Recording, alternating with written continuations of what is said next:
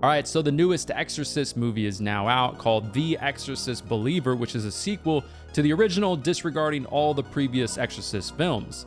So how was this newest Exorcist movie? Well, let's talk about it.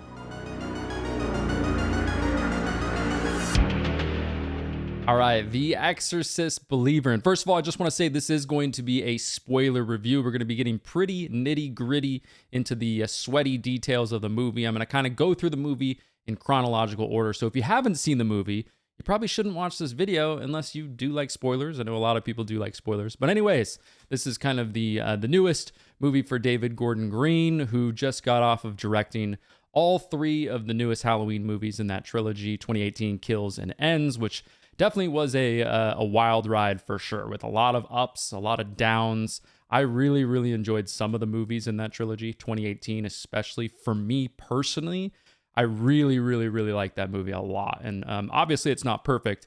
Kills is a different other story, and Ends, that's a totally another story. I will actually have a video coming up soon on Halloween Ends, revisited, coming up, I think it's either next week or the week after. So make sure you subscribe to stay tuned for that. But anyways, we're talking about The Exorcist today. So The Exorcist. So David Gordon Green for this movie was essentially given a $30 million budget. Very similar actually to Halloween Ends, which I think was 33. So like, here you go.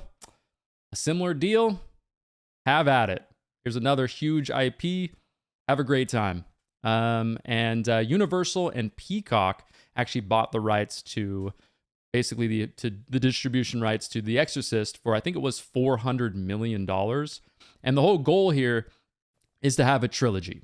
Now, whether or not this movie is a good start to the trilogy, or whether or not after seeing this movie, Universal and the other parts of the production team are going to say, well, is this a good idea? Well, we'll have to wait and see, and I'll talk about that a little bit more a little bit later. So I've got some notes here that I'm going to kind of go through, and we're going to talk about, like I mentioned, chronologically through the movie, kind of get into kind of the nitty gritty and talk about plenty of spoilers, a lot of details in the movie, and give my thoughts on a lot of different things in the movie, some positives, some negatives, and then kind of wrap it up at the end with my final kind of score of the movie and my final thoughts of the movie as well. So let's get into it. So I've got some thoughts here on my phone. I thought about doing this in a different way, but I'm just going to kind of use the phone. I think it's the easiest way for me. But yeah, so essentially the movie starts out in Haiti. You've got a pregnant woman. You don't know who she is. You don't really know who anyone is. It's very ambiguous at this point, but they're in Haiti. And this woman is like being bombarded by kids who apparently in Haiti really like pregnant women for some reason, but they're all like bombarding her, maybe because she has an American accent. So everyone's like, oh, this is so cool.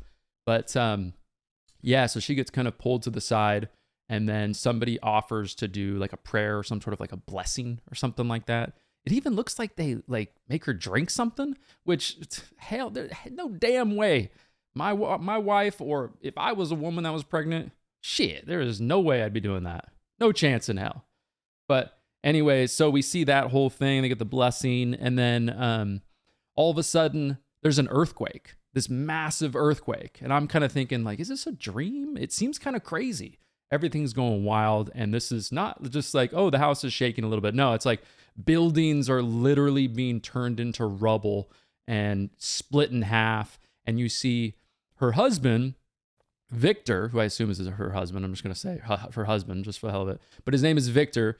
He's, I think, already outside doing something because it looks like the sun's already up. It's daytime. So maybe she was sleeping and he was, you know, running errands or something like that, getting breakfast. But he's outside. He's freaking out. Obviously, like, where's my wife? What's going on here? He runs back into where they're staying and finds his wife kind of trapped in the rubble. She looks like she's dead, but she's actually not dead.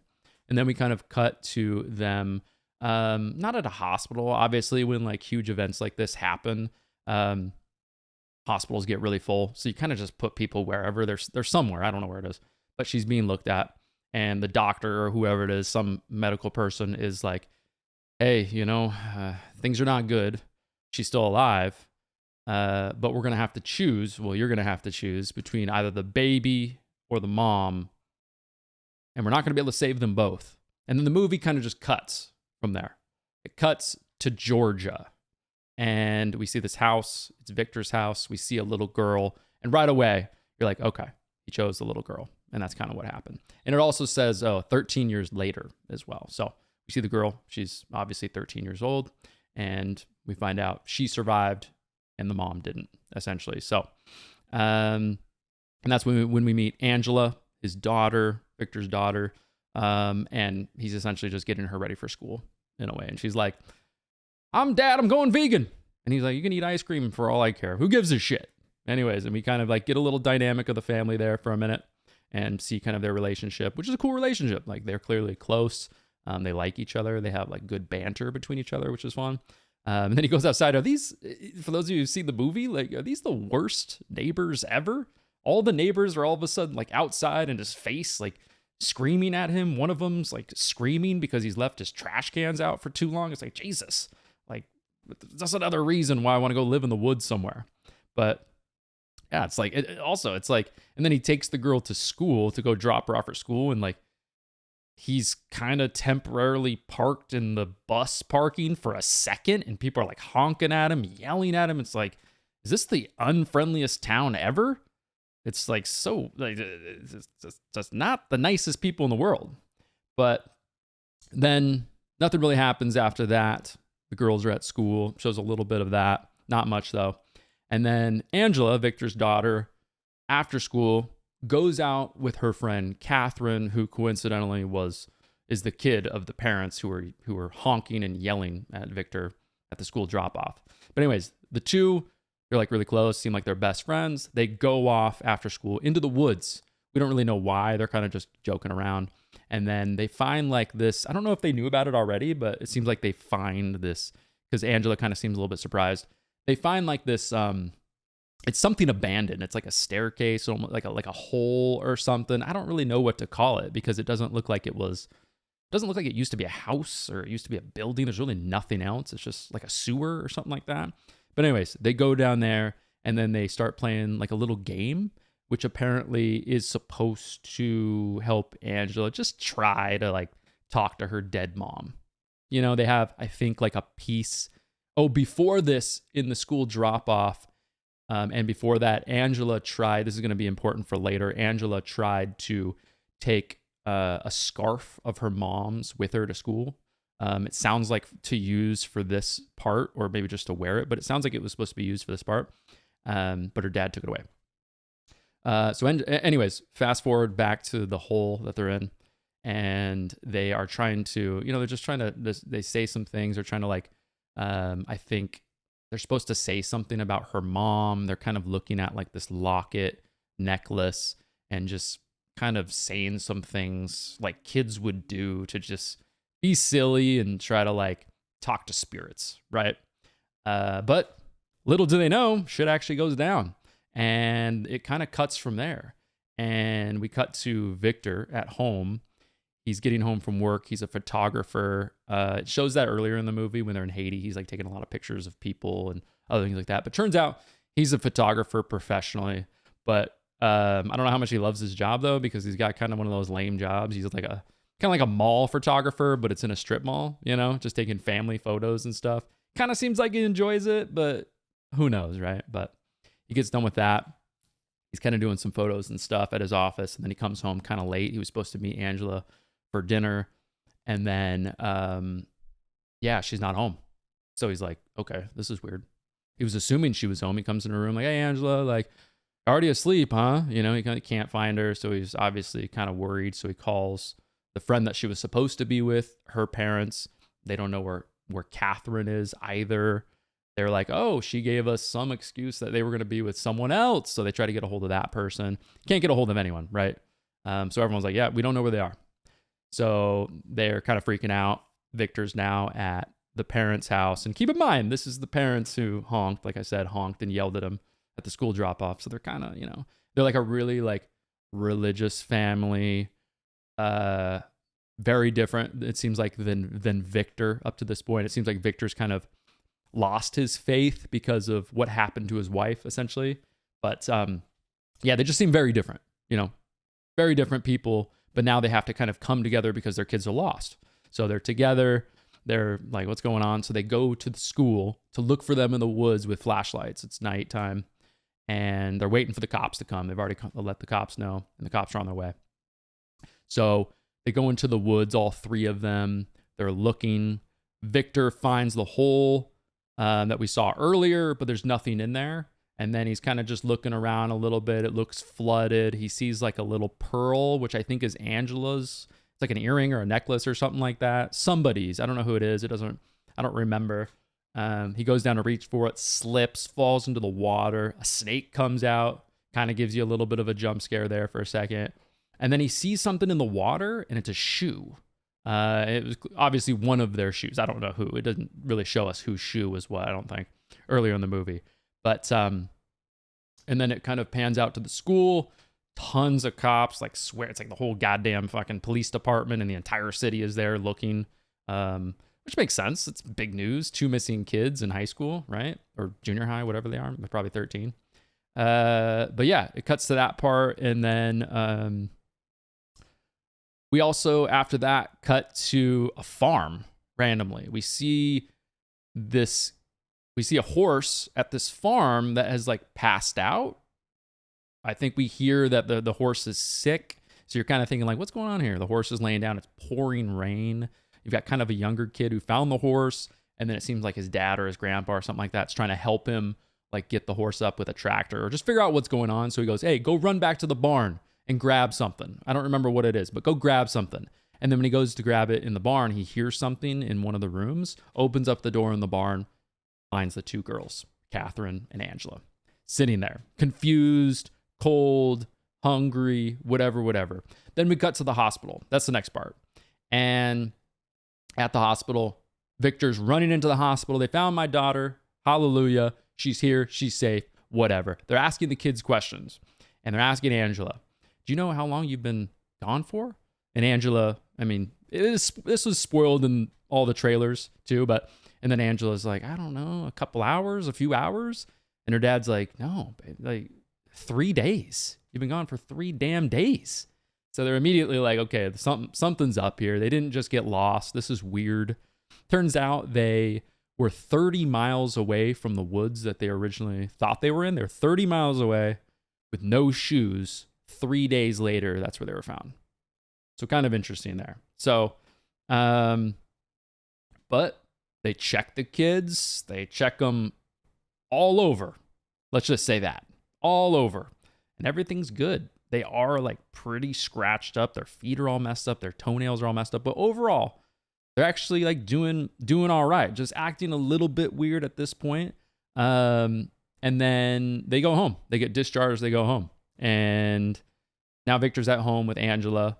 And weird stuff starts happening with the lights, which was kind of happening a little bit earlier at his work and things like that. But some weird things are happening. The lights are switching on and off. Angela's acting even more weird. She starts almost like teleporting now. He goes into the bathroom to get ready for bed. He tries to get her into bed. She's acting weird. And then the lights turn off. And the next thing you know, she's like right next to him. Just weird stuff happening. But at this point, the movie, the vibe is pretty good. And it's leaving it, there's a good atmosphere to it. It's kind of creepy at this point. You're kind of wondering what's going on, what happened to them. I'm interested. And it's doing all right. There's definitely some creepy vibes here and stuff like that. And then in the morning, Angela's not getting up. He's like making her these famous pancakes. Oh, Dad's famous pancakes. But Angela's not getting up. It's weird. So he goes in her room like, what's going on? You never sleep through pancakes. She probably smells it every time, It's like bacon. I get up every time when the bacon's smelling, right? But she doesn't get up. He goes in her room to kind of check on her, and he's like, what's going on? She looks weird. Like she's not under the sheets. She's like above the sheets. She looks like kind of stiff and weird. And he's like, okay, what's going on? Tries to wake her up. Turns out she wet the bed. Weird. Okay. And so he's like, I don't know what's going on. So he runs her a bath. She's acting like very much like a zombie. He goes into her room to like change the sheets. He hears something, goes back into the bathroom, and the bath water's like brown. And I think he finds like a toenail that's been ripped off and stuff. And he's just like, what is going on there? And then, boom. Next thing that happens, she attacks him.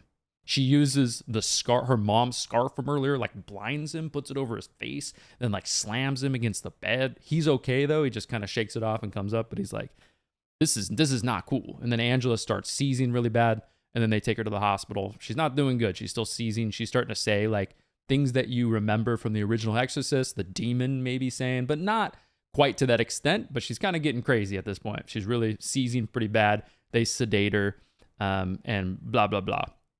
And then we cut to the other girl, Catherine, and her family. So how's Catherine doing? But up to this point, you're kind of like, okay, it's starting to get a little iffy, but, and then we cut to Catherine and see how she's doing. The family's at church. Obviously they got to show off the girl that's back. And, the congregation's like, praise the Lord. We've been given a miracle. Catherine's back. Everybody looks at her. She's not making any eye contact. She looks terrible. She's acting really weird. She's taking off her shoes, picking things up with her feet. Her parents are kind of like, this is just not good. I do have to say, though, is this the corniest preacher that they could possibly find? All the dialogue from this guy was just way over the top, odd, and just too much, Is this the best guy they could find for that role? I don't know. This preacher just kind of bugged me throughout the movie. But anyways, and then Catherine kind of disappears. Her siblings, her parents go up to take sacrament. They come back. Catherine's gone. And the parents are like, where is she? They ask her siblings, where is she? And they're like, I don't know. She just left. So her dad goes to look for her, notices in the back where they keep the wine and whatever. It's just trashed. And then we cut to the preacher talking, giving his whole spiel in his weird way that he does it. And then all of a sudden we hear someone saying, body in the blood. And then the doors open. And then Catherine starts walking down the middle of the congregation, covered in like wine. She looks terrible. She's saying body in the blood over and over and over, body in the blood, louder and louder and louder and louder, just building and building and building. I'm pretty sure it's wine, not blood. And it's just building and building and building. And then eventually her parents are like, okay. And they kind of just grab her, and then the scene cuts. Definitely a creepy moment, but I mean, they plastered that moment all over every trailer humanly possible. So, and I try to avoid these trailers as much as I can, especially for Blumhouse movies. Every time I go to see a new horror movie to review the movie, they're going to show them, I saw the Exorcist trailer 100 times, but I tried to look away as much as I could, but couldn't miss all of it. So that part was definitely spoiled, but a pretty creepy part. Not too bad. So yeah. So both girls obviously took a turn for the worse. Angela's already in the hospital. Catherine's coming to the hospital. So we cut to the hospital. And anytime in an Exorcist movie, they zoom in on the old lips and they're getting pretty chapped, shit's about to go down. So we start seeing that. The demon voice starts to come out even more now. It sounds a little bit more manly, like a totally different person than what their voice sounds like at this point. So the demon voice is starting to come out. So the nurse, who is Victor's neighbor, who's the one who's kind of giving him shit for not putting his trash cans back in, she's the one, and I might get some characters mixed up here. I only saw the movie last night. She's the one who's also a nurse at the hospital, and she's taking care of Angela specifically. And she's a little bit older, a little bit wise. One of those nurses, if you've ever been to a hospital, it's kind of like, okay. People probably lean on this nurse. She's been through some shit. But the key here is that the demon said the name of the nurse's baby she never told anyone about ever in her entire life. The baby was never born. Sounds like she had an abortion. So the nurse, when she hears that, because she's in the hospital room, it's late. It's just her and Angela. She's treating her for something or checking on her. And then the demon starts saying wild stuff. And she says her baby's like name. And so she's like, okay, this is not normal. Like, this kid is clearly not sick. She didn't get, she's not concussed. That's not why she's acting weird. Like, she is possessed. She is straight up possessed. We also find out later that this lady, I don't know her name, but she was almost a nun or was a nun for like a short amount of time. So she has like a very religious background for sure. So she kind of knows about like demons and exorcisms and stuff. So, but anyways, so she's kind of like, this is weird. So then we cut to the dad, who's kind of like, I don't know what to do at this point. So he's like, he's looking at mental hospitals now. He's like, geez, we're going to have to admit her. Like, this has gotten out of hand. Like, she is next level. Like, she can't be home. I can't go to work and leave her home alone. She can't go to school. So he's touring we see him tour a mental hospital, which looks like the worst place on earth. And so he's kind of like, I'm thinking he's kind of like, nope, not sending her there, but it kind of sounds like he was planning on sending her there possibly. And now the dad, and up to this point, I'm trying to think if, yeah. So the nurse, his neighbor, the older lady who had the abortion, she confronts Victor and says like, hey, this is not normal. And then she tells the story about her baby. Victor tries to blow her off. He's kind of a recluse, it seems like now. His personality just like really introverted at this point. Tries to just really just only have a relationship with his daughter. Blows everyone else off for the most part, but tries to blow her off. But she's like, before he's able to shut the door, she's like, I gotta tell you, just give me a second. I gotta tell you this story. Tells the story about the baby she never had and how Angela was saying her baby's name, which is kind of weird. And that means something's up. And then tells her about this. So dad is now kind of like, oh, damn, she might be onto something. So dad starts doing his own research. And what do we do in 2023? Pull up YouTube, right? Pull up YouTube. So dad pulls up YouTube. We start seeing Chris McNeil interviews on YouTube, talking about, what she's been up to over the years. Because keep in mind, again, this is a sequel disregarding any other Exorcist movie ever made other than the original. So it's just like Halloween 2018, disregarding all the other sequels. So Chris McNeil he's watching an interview of her talking about like what she's been up to. She's basically been research. If you remember Chris McNeil from the original Exorcist, she was the mom, Regan's mom. So after everything happened with Regan, she basically like made her life goal to learn everything about exorcisms, try to help as many people as she can, right? From that situation. Because she talks about this a little bit later, but because she was kind of like, after what I saw, but she didn't actually see the exorcism happen, but she saw all the things prior to it. So she was like, after what I saw, I couldn't turn it away, There's no possible way. So, and then boom, we get the updated score. The updated score happens, which is actually really, really nice. I'm not an expert on the original score from the original movie, but it sounds like the original with kind of a modern twist to it. And I liked it. It was really, really good. So that was nice. And the dad's kind of trying to track down Chris McNeil. And they're not really having any luck. He's trying to get the neighbors to help him track her down too. It sounds like they're calling like her manager and stuff. No luck. But eventually dad finds her at her beach house, which is really damn nice. She got a nice little beach house somewhere and finds her, and she's willing to talk to him about it. So, and she kind of tries to set him straight. She's like, she can tell right away, dad's a skeptic, and she's like, look, skepticism, it only gets you so far. And we also find out here that Regan is in hiding because her mom wrote a book about exorcism, about just their whole experience and things like that, profited off of it. I mean, she's got a nice little beach house. I mean, Regan could enjoy that too, but Regan's pissed about it. And it sounds like the mom regrets it too. Chris McNeil regrets the book as well. But now Regan is in hiding, avoiding her mom, kind of, they haven't seen each other in a long time. We don't know exactly how long, but it's been a while, right? Mom misses her and their relationship's not good. So, but McNeil is like, okay, I'm going to help you. And he also Victor showed her pictures because if you remember from the original Exorcist, Regan has help me that kind of comes out of her chest from the demon. And Angela also has help me. Like, it looks like this time it's not like it was in the original. This time it's like scratched into her, cut into her. And I think it's on her thigh. It says help me. Shows that to her. So she knows. She's like, oh, he's back. So they all go to visit the girls in the psych, or they all go to visit Angela in the psych ward next, who now absolutely looks like hot garbage, horrifying shit. She does not look good at this point. It's not doing well. They come to see her. There's a glass in between them, and she's like under the bed looking at them horrifyingly. And then this is one of the best jump scares of the movie right here.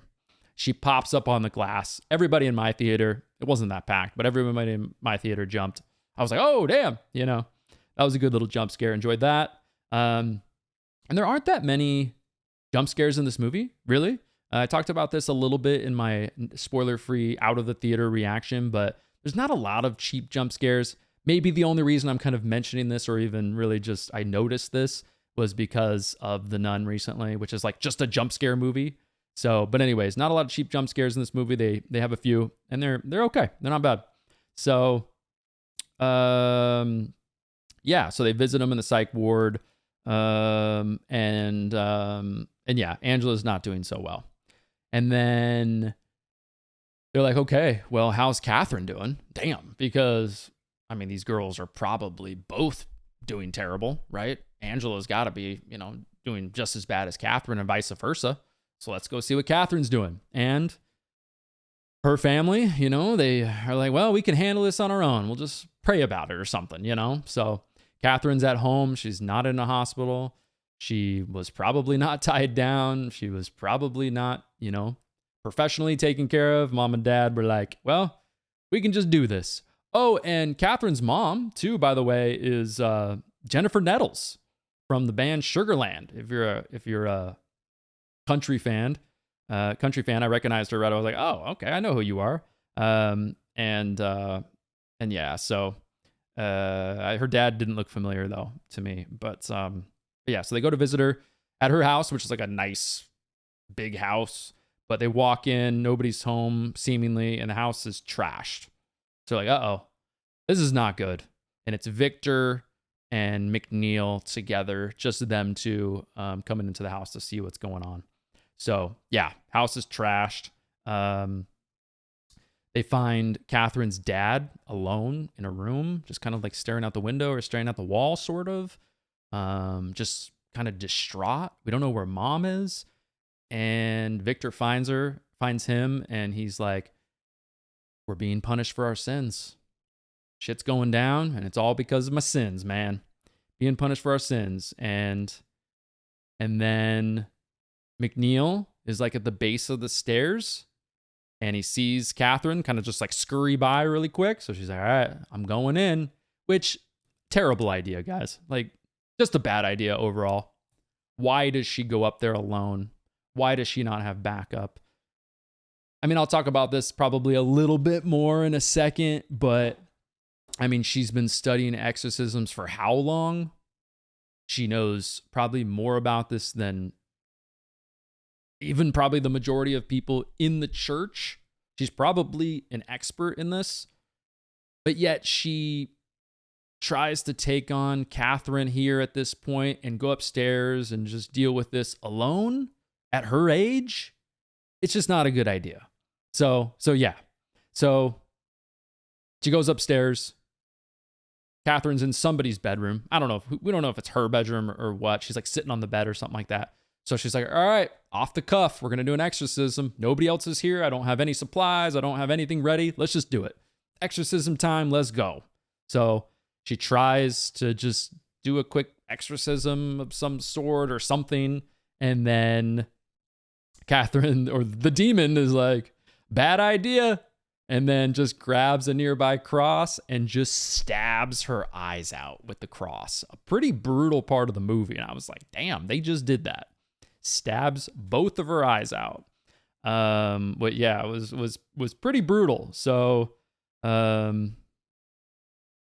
it's like, why did she not have anyone else in there to at least try to tie her down or do something? She had to have known this was a bad idea, you know? But, you know, I guess she was just like, all right, let's do this.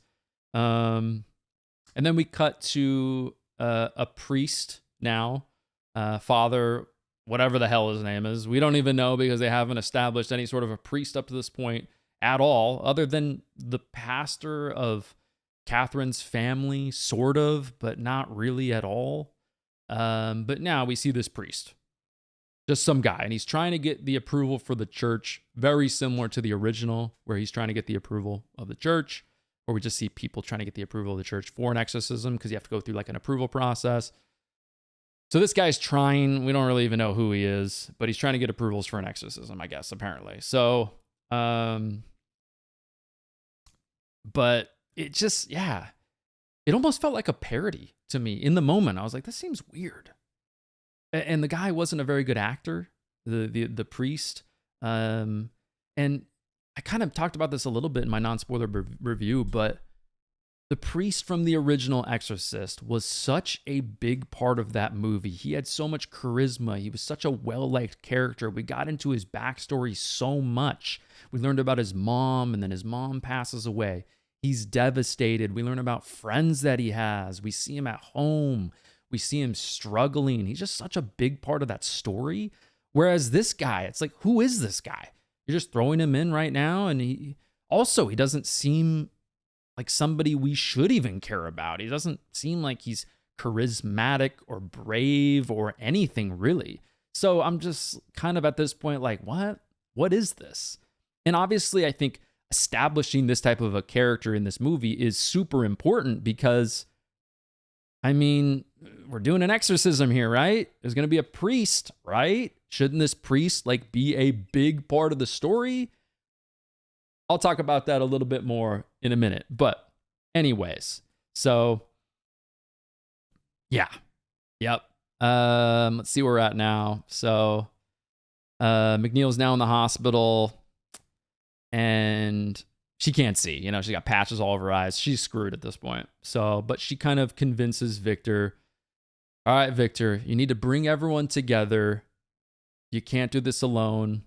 Religion, overcoming obstacles like this is something that you do together. It's all about people. It's all about the group. It's all about, you know, religious acts aren't just about the pastor, the preacher, whatever. It's about the group, right?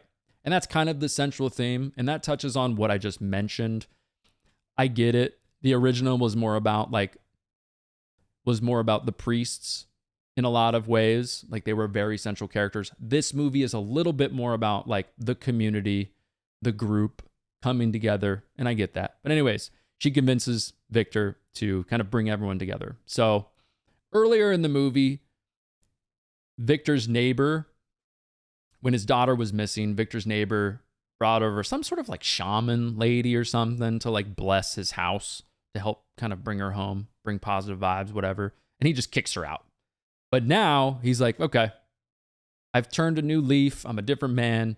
So he goes and tracks down that lady, calls his friend and says, where can I find her? Goes and tracks her down. He kicked out the lady he kicked out and decides to kind of like bring her into the fold to kind of help with everything.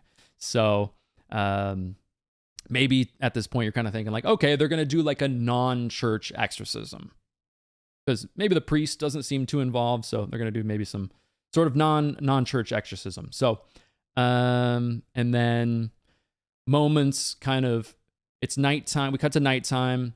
They're preparing for the exorcism. The priest arrives and then just tells the family like, hey, look, I know we're like seconds away from this exorcism, but oh, by the way, the church denied the exorcism. So I got to go, but good luck. Peace. Essentially.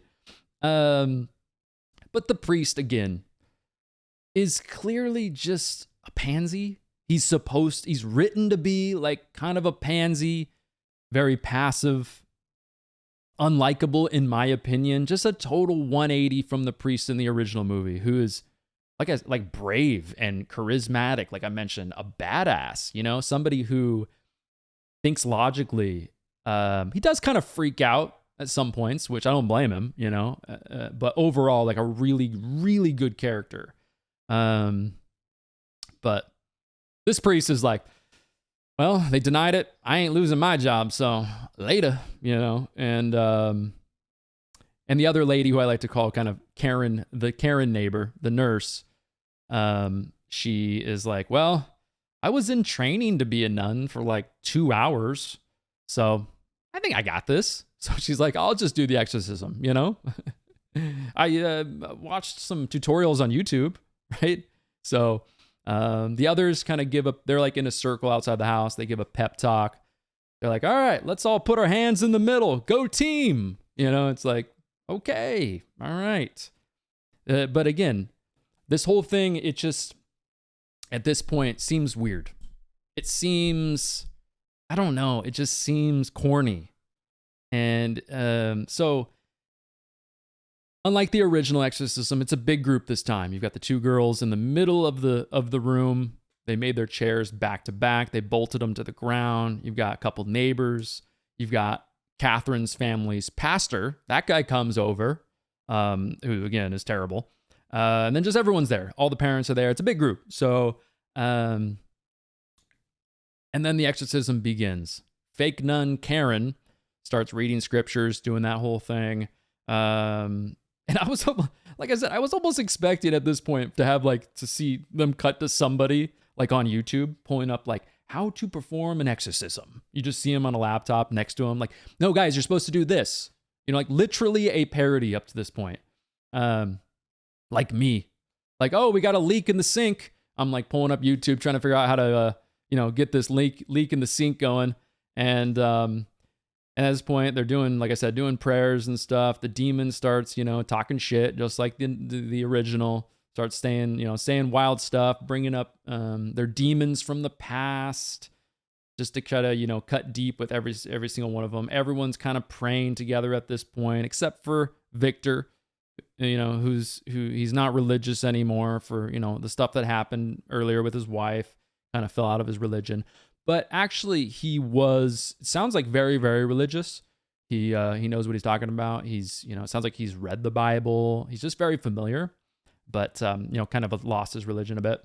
And his daughter, the demon, within his daughter, Angela, looks at him and says, she kind of laughs at him and she's like, ha ha ha, you don't believe.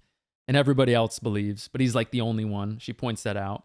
And then the kind of moment starts building and building. People are like saying more and more prayers, louder and louder and louder. The screaming's getting worse. The demons are kind of getting louder and louder and louder. But it's honestly not really that intense to me. That whole moment was just kind of like, okay, I know this is supposed to be intense, but it's just not. So, and then boom, it stops. And then everybody's like just standing around like, well, that didn't work. That did not work. So it's just like, okay. So the shaman lady who he kicked out earlier in the movie, she's there as well, by the way. She cooks up some sort of like liquid in the bathtub. It looks like it's got flowers. I think she said like vinegar, something. She starts pouring it on the girls, Catherine and Angela. One of them like spits out some sort of like chunky, dark black thing out of her mouth, which is kind of nasty.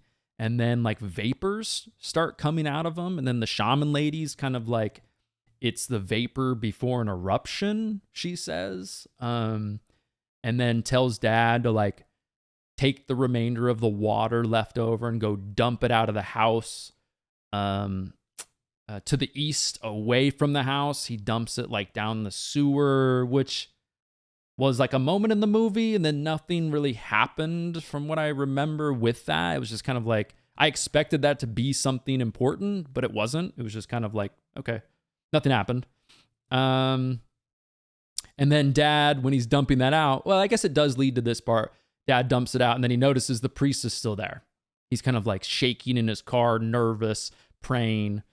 And the dad knocks on the window and says, hey, yo, dude, fight's in there, man. And then obviously you could guess what happens next. So the dad then goes in and decides to start praying. He starts joining in and start praying. And he knows what he's doing because, like I said, he's clearly been religious in the past, but just fell away. So, and then the daughter starts saying the worst things possible, really, to the dad. And we get a big bomb dropped on us at this point. It turns out, this is from the demon. It turns out that the demon knows that Victor actually chose to save his wife over his daughter.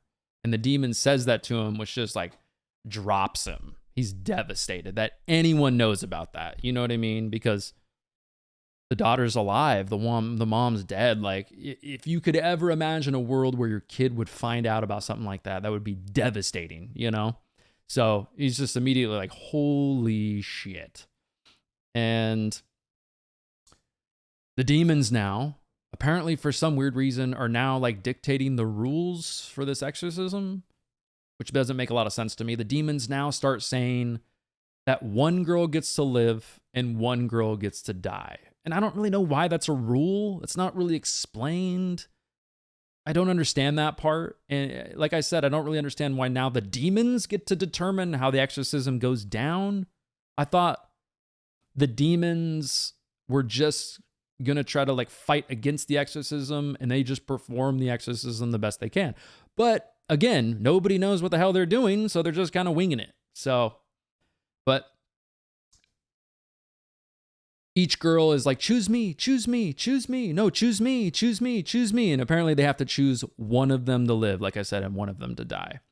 So, and then, as you could have guessed, the priest, shows up. After kind of like when I'm struggling fixing that leak in the old sink, and the plumber finally shows up, and I'm like, hallelujah. I can go back to being a lazy ass and not knowing how to fix anything in the kitchen. But the priest shows up and they're kind of like, okay, hallelujah. Someone here who kind of knows what he's doing. But again, it doesn't really seem like this priest knows what he's doing. You know, we're not confident in him. He doesn't seem like a confident person. So it's like just a weird thing again. So the priest starts praying. He puts his hands on their head. I forget the name of those necklaces, but the necklaces with the cross, I'm sorry. I forget the name of them, but he's got those in his hand. It's on the tip of my tongue. He's got those in his hand. He's praying. He's touching their heads for some reason. Obviously, this guy's a rookie. You don't touch him. Come on. You know, they'll bite you or something like that. It's just not a good thing. But so, and then something starts going wrong with the priest. Clearly, like he's starting to freak out. Something's like changing on him. Kind of looks a little bit like the girls. You start hearing like a little bit of a cracking noise, and then the girls' heads start to turn like the original. So, an unoriginal thing that they added in the movie to kind of tip its cap at the original, right? The girls' heads start to turn a little bit, and then the priest's head starts to turn a little bit too. And then it's just like, all right, this isn't stopping. And then his shit just snaps. His neck breaks. And I was actually like, okay, I enjoyed that. Didn't like the guy. Glad he's dead. That was actually pretty cool. You know, we get a little gore there. That was kind of nice. So the priest's idea didn't work, clearly. Didn't work out. So everyone's like, all right, fuck. What do we do now? You know, what do we do now? Nothing's working. So dad's like, screw it. I'm not doing your way. I'm doing it my way. So dad then puts his mom's scarf, that I mentioned earlier, on her and says like, and doesn't like give any more prayers or any scriptures or anything like that. He's just basically like, come on. Like, here's your mom's scarf. Don't forget. I need you. You know, get out of there, demon. Get the hell out of there. And then Catherine's dad, though, who's an asshole, he's in another room, just like sitting on the floor, like his hands on his head. Like, what do we do? He's just devastated. He doesn't know what to do. And then he all of a sudden screams, I choose you, Catherine. And everybody else starts to scream and freak out. No, no, you can't do that. No, no, no. And then everything's just going kind of crazy. And then they go up to the girls and start unbuckling them for some reason. Angela gets unbuckled, which is obviously a terrible idea. And then Angela gives her dad a nice little Scottish kiss. And if you don't know what a Scottish kiss is, it's a headbutt. Headbutts him. He flies across the room. He's okay. Angela starts floating up to the sky. And then we cut to McNeil for some weird reason. She can kind of like feel what's happening here. When really you think about it, there's been probably a ton of exorcisms all over the world. Why is McNeil, just because she experienced an exorcism, many, many years ago is able to kind of sense what's going on with this one. I don't know why, but we cut to her in the hospital and she's like feeling what's going on. Weird. And then Angela gives us a nice little Team America puke all over the ceiling, straight up. And it almost like opens up looks like a portal or something like that. And then boom, Angela flatlines. They're all hooked up to like medical devices and stuff. Flatlines. Her dad's like, oh, damn, she might be dead. This is not good. And then Catherine wakes up and Catherine seems to be kind of normal. So they're like, oh, shit. And her dad's like, not Victor, but Catherine's dad is like, oh, maybe it worked. I said I choose her and it might have worked. So Angela, it seems like she might be dead. And then all of a sudden, Catherine flatlines too. So they're like, okay, what is happening here? And as an audience, you're also like, what is happening here? I don't really get it. Everything's it's just weird, you know? And then we're getting these flashbacks back to the underground thing where the girls were last seen in the woods. That whole thing. It was either Catherine or Angela's being pulled into the water by like demons and stuff. Really weird, confusing moment in the movie. Dad then gets like some flashbacks of Angela and things like that. And then Angela wakes up and is alive and normal. Everything's okay with Angela. It's a weird moment, but she seems okay. And now Catherine, though, seems dead. Don't know why. Her dad said she chose her. I don't know. Maybe you guys know better than I do. Maybe maybe a theory is her dad clearly showed he was very, very selfish, not selfless. So he ended up losing in the end and losing his daughter. Maybe. I don't know. But they try to use a defibrillator, CPR on Catherine. Doesn't work out, it seems like. Cops and paramedics show up. They take away the dead bodies. They're like, holy shit, what happened in here? Jeez. Like, what is this, man?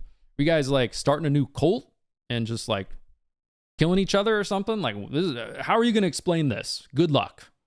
You know? So, seems like Catherine's dead. We cut to the daytime. We're here with fake nun Karen. She's giving a talk to one of the police officers. It seems like at the police station. Just giving her kind of like a little spiel about evil, which is also being played over, moments that we're cutting to with Catherine's parents grieving her. Victor a little bit there. We're hearing, fake nun Karen kind of just talk about evil in general, right? It's a little bit corny, but we also see Victor dropping off Angela at school, trying to live a normal life again. We don't really know. I don't think it says how far ahead this is because it can't be the next day. It's got to be weeks, months, years. I don't know, but I don't think it says, but I might have missed it because I like to take notes. So, and then essentially it just basically ends showing Catherine's parents attempting to grieve her. And then we also get a little tip of the cap, a big one actually, to the original. And as soon as you see this person, like the bottom half of them kind of walk into the hospital, you knew who it was right away. It's Regan coming to visit her mom in the hospital, which I know is to a lot of people is like, oh, you're just kind of throwing that in there to like make this an Exorcist movie. You got to throw in some old characters just to justify the title. And I get that, but it was still cool. And it was cool to see her so many years later. So then we kind of end seeing Angela's face for a moment. And then the I think it's the old Exorcist score. I don't think it was updated at all. But the Exorcist score, which was dope. So enjoyed that little score at the end there. But anyways, yeah, apparently. So yeah, that's Exorcist Believer. So apparently there's supposed to be another sequel. Well, the sequel to this movie, April 2025. So far, the reviews on this movie are not good. Everything I'm hearing about this movie is pretty much not good. For every 8 bad reviews, I'm hearing like maybe 2 good ones. Not great, even good ones. So who knows if that sequel is even going to happen? They probably will pump it out. But we don't really know yet, like how well financially this movie's doing. But, kind of my final thoughts on it. The atmosphere in the first half of the movie was pretty solid. There were some creepy moments. There weren't any, like I said, too many like cheap jump scares and things like that. It was ambiguous enough. You were kind of wondering what was going on. And I kind of enjoyed the first half of the movie a little bit. I was kind of there. I was like, okay, we're working with something here. The setting, Georgia, not as great as a setting for me personally as the Georgetown setting in the original, which is just such a good setting for a creepy movie.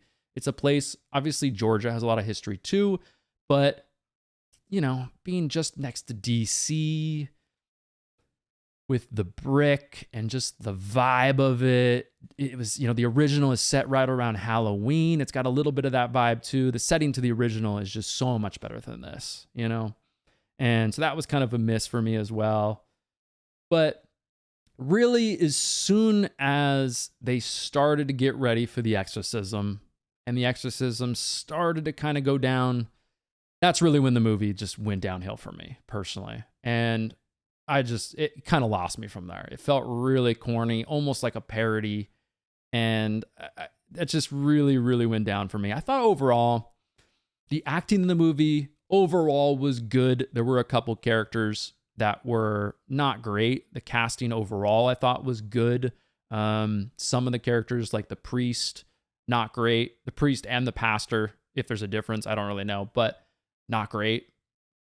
Those were kind of a miss. But and I'm not one of those guys that's like, okay, you've got the original Exorcist. It's perfect. It's the greatest movie ever. Should never be touched. I'm not really one of those guys. Take a swing at it. Take a crack at it. Remake Halloween 1978. Remake The Exorcist. Remake Friday the 13th, whatever one you want. Remake them all. You know what I mean? Remake Interstellar. Remake Indiana Jones. I don't really care. Take a crack at it. It might be terrible, might be great, and it might be in the middle. Either way, we're getting new things to go and watch. So the fact that they made this movie doesn't bother me.